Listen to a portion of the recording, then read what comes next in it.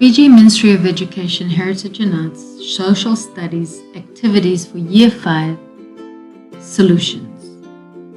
Activity 1 is to do with definitions. Definitions, number 1, community. Community is a group of people living in the same place or having a particular characteristic in common. Characteristic is just something about them.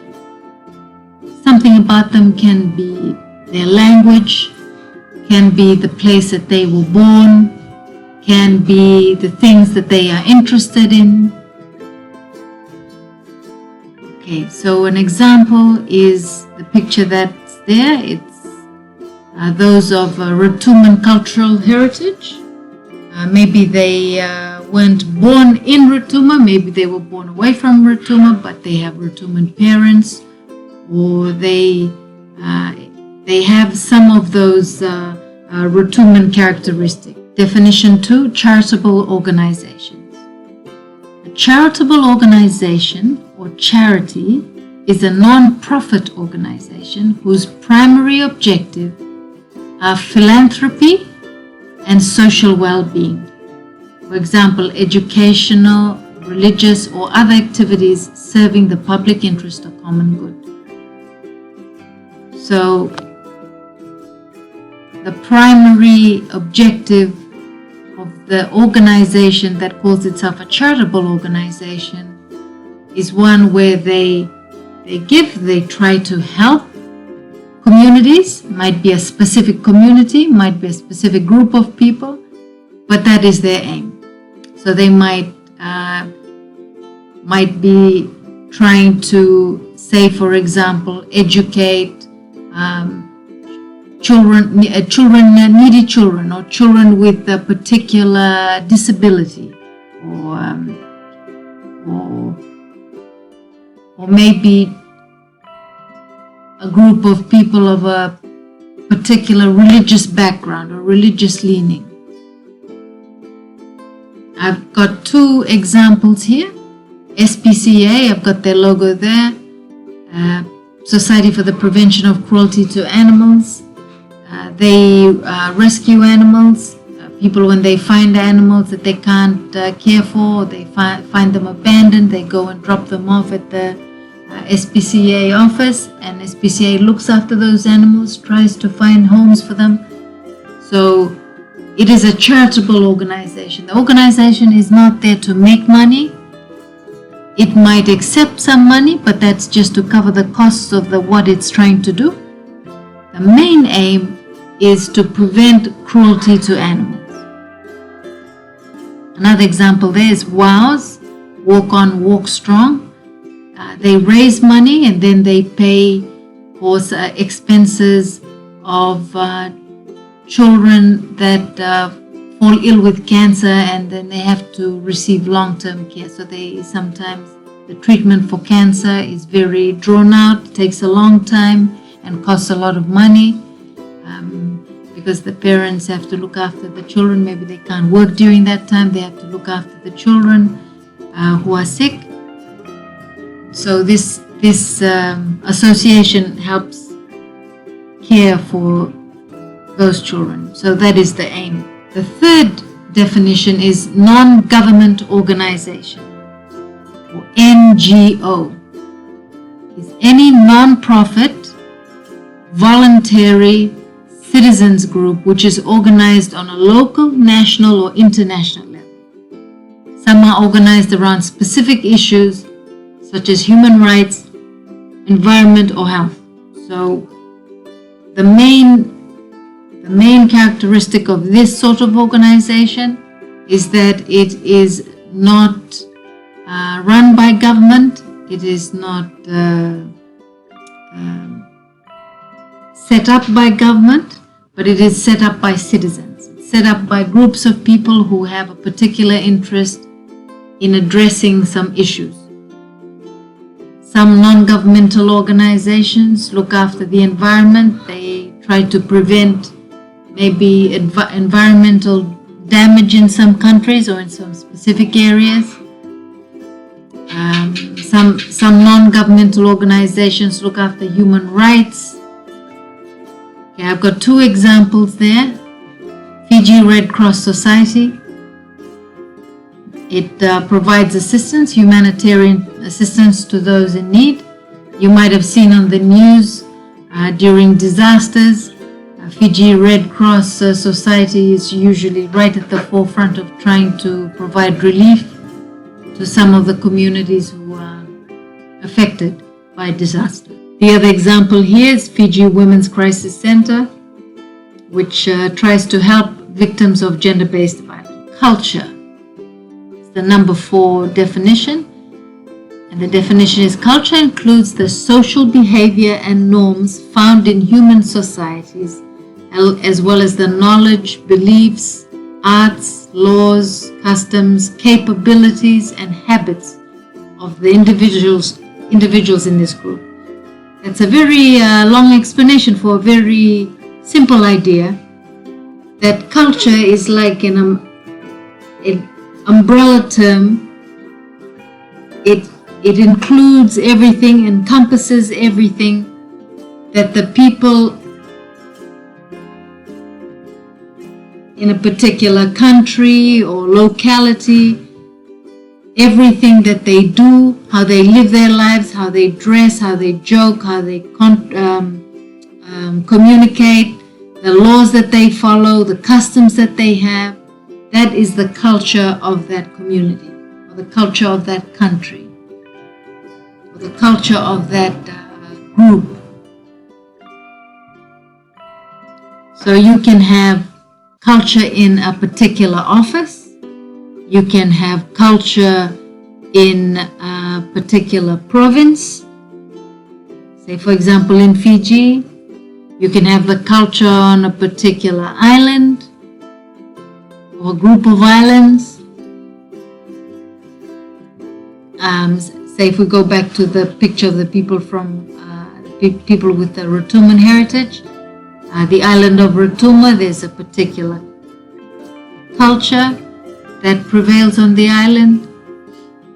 If you look at Suva, there's a particular culture in Suva which might be different to the culture in Nandi. Maybe the way people live their lives over here, how they behave, how they interact, what they eat, maybe it's slightly different from how people do it in Nandi. So culture is that collection of things about a group of people that belong in a particular place. Another thing you have to note about culture is the culture of, say, the people in a village in Teilevu might be slightly different now to what it was 30 years ago. Same village, but 30 years later the culture might have changed. And why might it have changed? Because culture is made up of the behavior of the people, how they communicate, how they practice their religion, how they work, the language that they use with each other, the food that they eat, how they look after their children, how they celebrate things. Every place, the culture changes over time. In some places it changes more quickly, in some places it changes very slowly, but it changes over time. And that's just because food changes, things that are taught in school changes, the fact that there's school in itself changes the culture because children learn things at school and then they come home and they do things differently. So that contributes to the culture.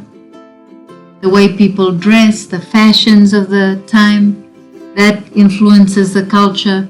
The technology has changed greatly in the last few years, and technology has been a massive, very, very big driver of change in culture throughout the world. Just the speed at which you can get information from different parts of the world means that it speeds up the change. The way you do things changes faster just because you have more information about the different options, what you can and cannot do. Okay, on to the fifth one, multiculturalism. Multiculturalism is a situation in which all the different cultural or racial groups in a society have equal rights and opportunities, and none is ignored or regarded as unimportant. So the picture that I have there is some students out of a school, and then they're all dressed up in a different costume, reflecting their cultural backgrounds. And so it's a lovely picture. You see there all the different cultures that you have within Fiji. Number 6, human rights. Human rights are rights inherent to all human beings. So you're born with these rights, regardless of race, sex, nationality, ethnicity, language you speak, the religion you practice, or any other status. Human rights include, and they're not limited to these, but they include the right to life and liberty, freedom from slavery and torture, freedom of opinion and expression, the right to work and education, and many more. Number 7, barter system. In trade, barter is a system of exchange where the participants in a transaction directly exchange goods or services for other goods or services without using a medium of exchange such as money. Okay, so in the very olden days, before they started using money or other mediums of exchange, because in some places in the world they used a medium of exchange that wasn't money before money was available. So sometimes it was pieces of gold, sometimes it was blocks of salt. These were all mediums of exchange. So you could exchange it for other things, and people kept that thing and exchanged it for other things, just exactly the same way that you use money. But what we're talking about with barter is where they don't use that medium of exchange. They don't use anything resembling money or has the characteristics of money. They just exchange what they want with what they have. So if I want if I need some chickens, and the person who's got some chicken wants some dalo and I have dalo, then we can work out how many chickens for how many dalo and do a swap. We do barter. So they give the chickens, I give them dalo. We work out a deal, how many chickens for how many dalo. So it's the direct exchange of goods or services for other goods or services. So that was goods that I explained, could be a service too. Could be, I will give you some dalo if you can come and clean my house. Maybe that's the exchange. That's also possible. That's also barter. Number 8, formal group. A formal group is formed when people come together to accomplish specific goals and objectives. A formal group has particular structures and roles where responsibilities of the members of the group are defined. One of the examples that I think a lot of school children will be familiar with is the parent-teachers association groups in their particular schools, the parents groups for a particular class. There's a structure to those groups. There are people who are leading the group. There are people like the treasurer who are looking after the money. There are people who might look after the other functions of the group. Other groups which might be considered formal are committees for specific things. Maybe if they want to hold a fair, then there's a committee that's set up, and there's a committee that one might look after selling the stalls, another might look after setting up of the stalls, the cost of those things.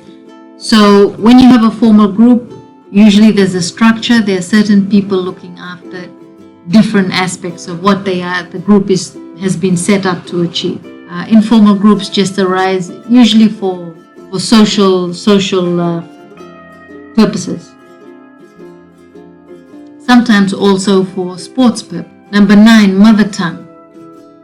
Mother tongue is a language which a person has grown up speaking from early child. So a person may know several languages, but usually the mother tongue is the tongue that they learned first and spoke during their childhood.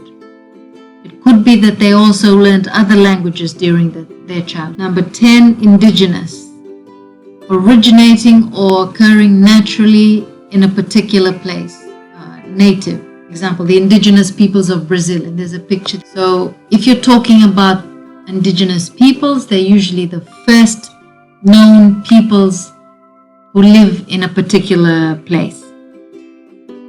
So for example, in Fiji, the indigenous people would be the Itoke, since they are the earliest known inhabitants or people who came to the country. Sometimes there are other groups that also migrate or populate or colonize a country, but normally indigenous refers to the first group. They also sometimes call the first people or the native people.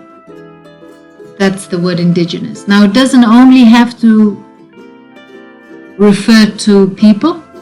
Indigenous can also be plants. So if plants grew in a particular place as far back as anyone can remember, then they're likely to be indigenous to that place.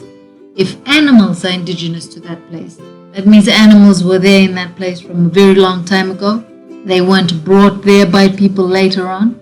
Plants, animals, people, all of these can be referred to as indigenous. Also languages. So indigenous languages would be the first languages of a particular place. And that normally would be spoken by the indigenous people of that place. So that rounds up the 10 definitions. If you enjoyed the video, including all the barking of the dogs in the background, then hit the like button and subscribe to receive the notifications. Thank you for watching.